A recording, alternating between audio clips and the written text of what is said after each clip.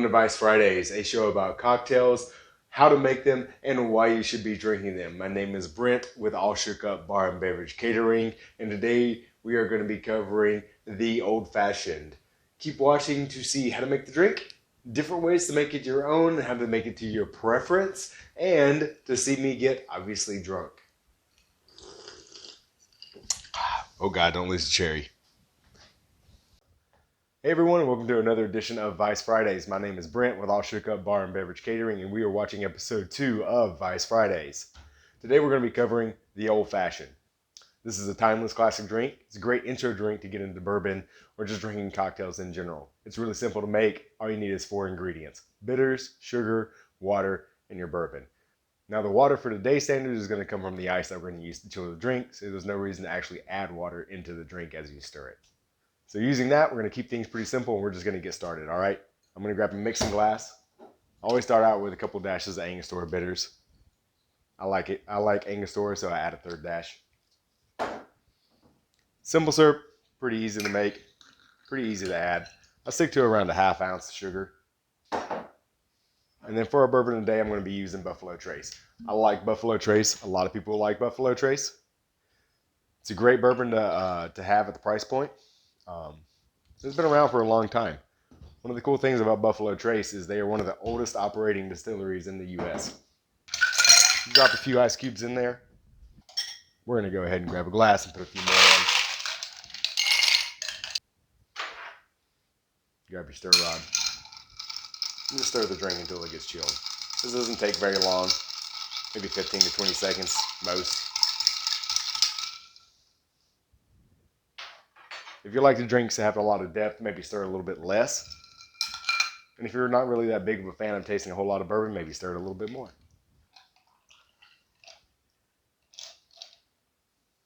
Give your glass a little rock to make sure you get all the bourbon out of there. We're going to garnish it with fresh orange zest. Take a slice off that guy.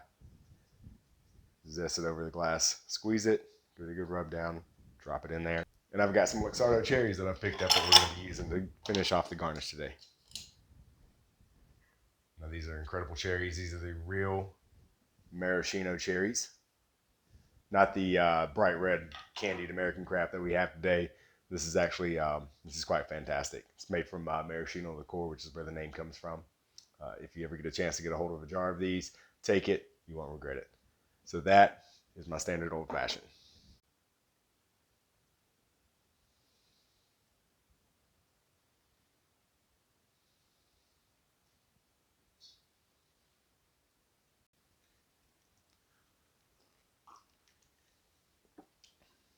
That's a wonderfully balanced drink.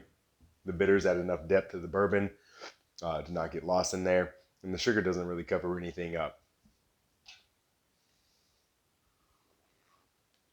And get some good fruit notes off the orange being in there. And that cherry is always a nice touch. Those things are wonderful. Best part of having an old fashioned.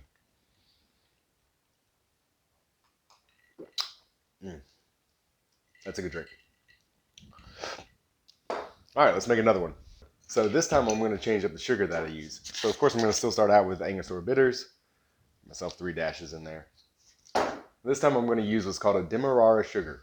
Demerara sugar gets its name from the province in Guyana that was originally crafted from. So one of the things about Demerara sugar is it is only a single cycle processed sugarcane molasses, right? So for white cane sugar, what we're traditionally used to seeing, it's kind of like the vodka of sugars, right? There's not a lot of flavor to it. It just sweetens things up. So the difference between it and the Demerara sugar is it only goes through one processing cycle to remove some of the molasses. And so there's still a really high molasses content in here. Another thing that separates Demerara sugar from regular cane sugar is modern day cane sugar or just granulated sugar can come from beet juice as well. So beet molasses. So you don't really know if it's coming from beets or if it's coming from sugarcane. Demerara has to come from sugarcane. So it's got some really nice like earthy qualities that tie into it. That also come not just the molasses flavor, but also a lot of really cool earthy notes. So same thing here. I'm gonna start out with just a 1/2 ounce Demerara sugar. And once again, 2 ounces of my Buffalo Trace. Now if you come to my bar, and you order a old fashioned from me, this is the syrup that I'm gonna use. Grab a spoon again. Give a nice little stir. Grab a fresh glass. Fresh ice.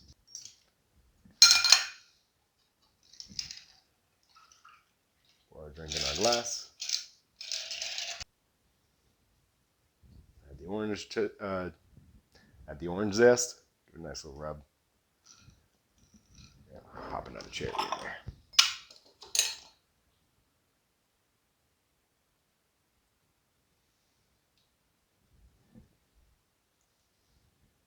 See that sugar running down into the glass? And there is my old fashioned with Demerara sugar.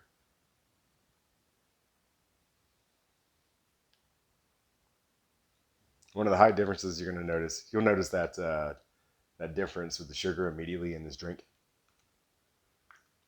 It adds a lot more depth to it and kind of builds up that bourbon taste a lot more. That's one of the reasons I like using different sugars. So you experiment with some different sugars and get different flavors out of the bourbon. That earthy quality, it kind of accentuates the earthiness of the bourbon. You can really tell some of the more woody flavors that come from the bourbon after it's been aged in the oak. Oh, it's wonderful. Fighting with this orange twist here. I'm going to move it around to the other side. And so if you really like the flavor of the bourbon that you're drinking and want it to stand up a lot more in your drink, that's one of the things you can do is just add, switch over to Demerara sugar. It's going to add another layer of flavor, but that extra layer kind of helps build a foundation for the bourbon to stand up on.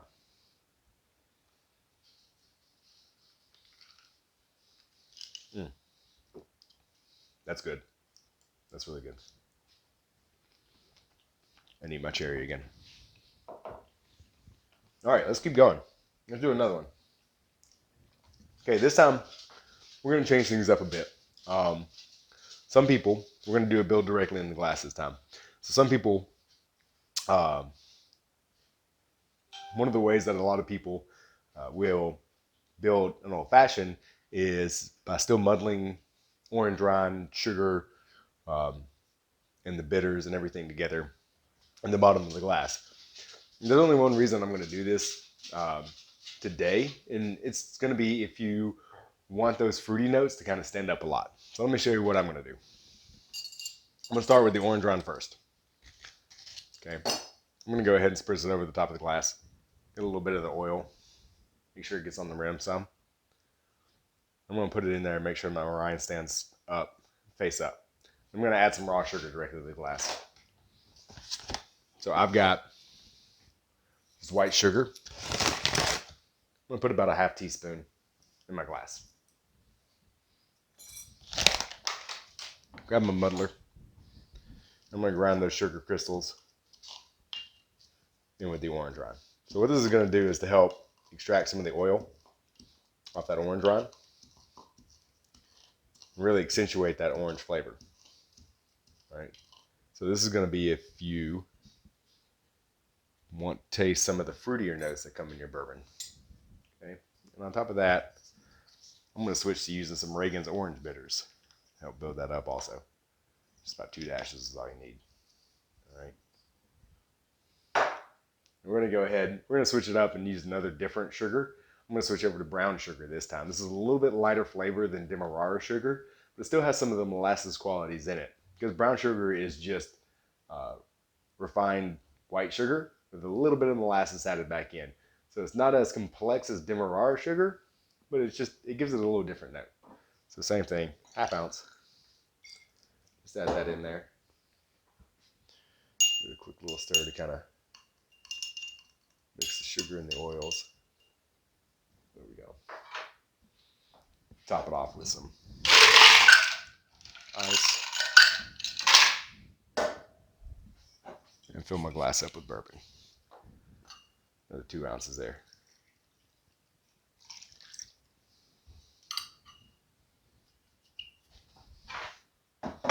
Give it a little stir, make sure everything gets incorporated well, and that the drink is chilled before I serve it. And one of the other things about this is that sugar doesn't necessarily dissolve very well in bourbon. That's why you like to use syrups. You can control the sweetness a lot better. You're not going to get any grainy texture in the drink. Some people like the grainy texture. I'm not really one of those people. I like everything to be mixed together, and I like my drink to be the same from beginning to the end. When you build it kind of like this, with the sugar grain straight in there, and build it on top of the ice, it can change the drink and let the drink kind of evolve as you drink it, right? As more water gets added to it, it gives it more space for the sugar to start to dissolve some. You get a little bit of graininess, and you might get a little bit sweeter as you drink the cocktail down. So it's typically not how I drink it, but we'll give it a shot.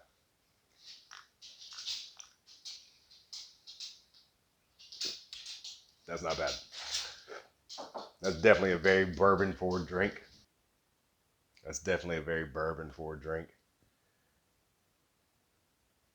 Got a lot of character to it.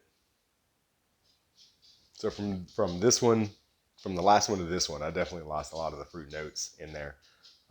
That bourbon is just standing up a lot in this drink.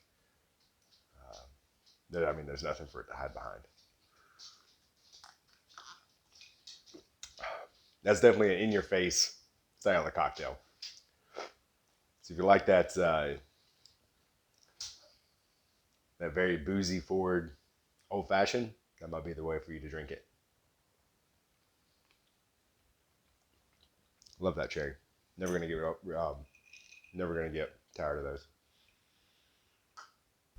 All right, we're gonna do one more old-fashioned, and this time we're gonna talk about some alternative sweeteners. Okay, so nowadays, in the quest for everybody to make the old-fashioned unique in their own and try to put their own spin on it, we're using everything that we possibly can. I stick to the same rules on an old-fashioned. It needs to be simple. It only needs to have like 3 ingredients in it. There's really no reason to add anything else to it.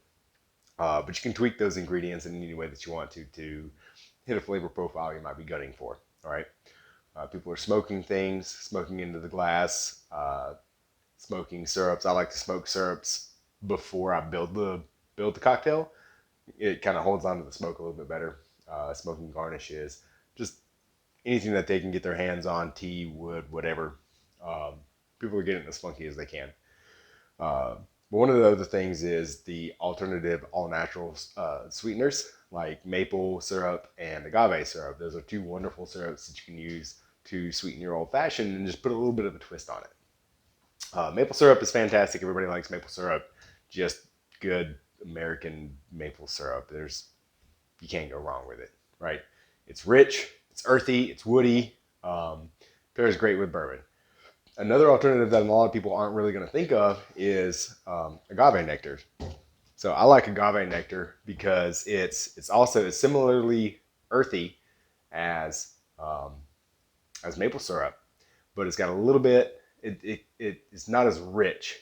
Okay, so it's not as loud as maple syrup is. Maple syrup can get pretty loud and almost cover up the bourbon if you use too much of it. Agave is a little bit more forgiving. It's still got a lot of complexity to it, a lot of really good vegetal notes, really good earthy notes that are going to pair great with the bourbon. But if we go with it instead of the maple syrup, it can be a little bit more forgiving. You got to help, like I said, build a foundation for the bourbon to sit on top of instead of competing with the bourbon. So I'm going to do one more old fashioned, and I'm going to use some agave syrup in it because this is my show and I want to. Start out just the same as the others. A couple of dashes of Angostura. Oh, that's one of the other things. So in the last drink was, like I said, bourbon, loud. Didn't really have anything to hide behind. When you start using lighter bitters, like the orange bitters that I used in the last one, kind of build up on the fruit note. Don't get me wrong, orange bitters are great. I love Reagan's orange bitters. Gaz Reagan was a genius of a man, and we have to thank him for our modern cocktail revolution. But Angostura bitters are always going to be tried and true. One of the best bitters that you can possibly use in any bourbon drink, and in my opinion, they make everything better, like we talked about in episode 1. So, Angostura bitters. Um, they've got a really great aroma, really great, really good layers of different flavors. So as you use this in combination with different earthy syrups, earthy spirits like bourbon, aged spirits, uh, bourbon, rum, aged tequilas, put Angostura in there, and it really helps to build it up. And just creates a lot of different layers and brings the spirit back to focus without making it loud. So bitters can round the edges of a cocktail off so that as you drink it, you get the focus on the flavor profile that you want without it being so in your face that, screaming, I'm alcohol. So if you're having a problem with a cocktail that is just too abrasive, always add the Angostura and see how that helps you. All right, back to the old fashioned. Half ounce agave nectar. Let that drain out for a little bit.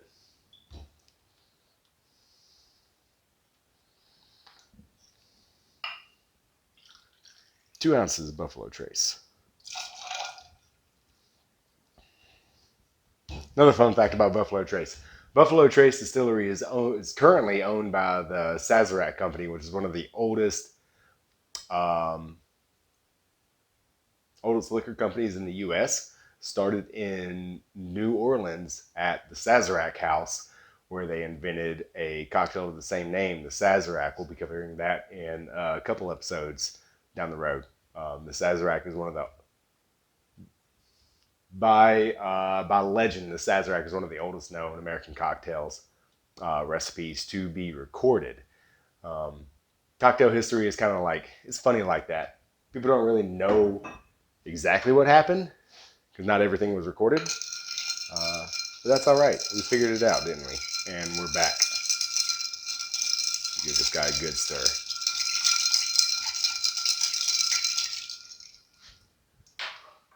The Buffalo Trace Distillery also has a lot of really famous names to them. Blanton's, definitely one of them, if you ever heard of that. E.H. Taylor, Sazerac Rye. They work in collaboration with Van Winkles, Elmer T. Lee. It just keeps going. Buffalo Trace Distillery is incredible. They've got some great history. All right, and as always, my orange zest.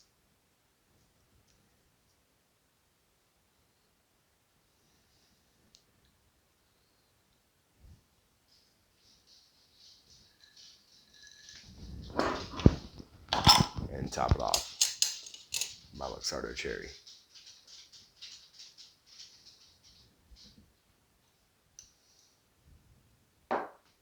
Look at the drip on that cherry. Isn't that gorgeous?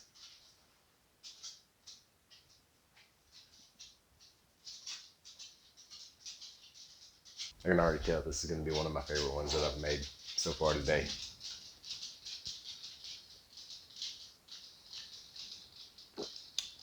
Oh, now that is wonderful.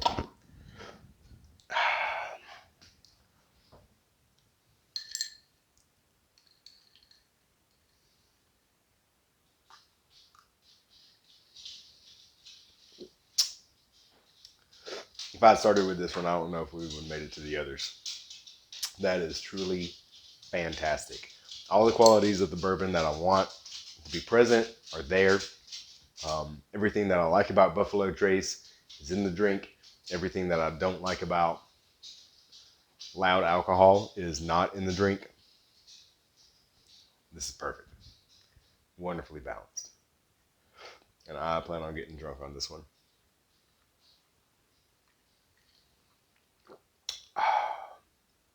So there you have it, ladies and gentlemen. The old fashioned, couple of tips on how to make it your own.